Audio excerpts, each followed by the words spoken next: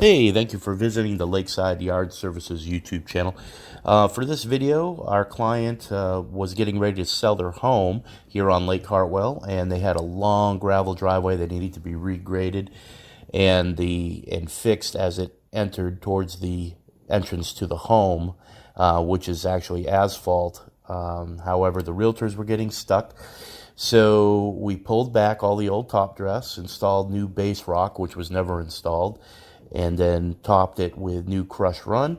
We also added 2 corrugated drain pipes, 12-inch wide, and cleaned out the old drain pipes that were existing. They were all clogged up, so the water had nowhere to really drain off. And then we regraded the entire gravel driveway, which was just about a mile long, from the entrance to the home all the way to the main road.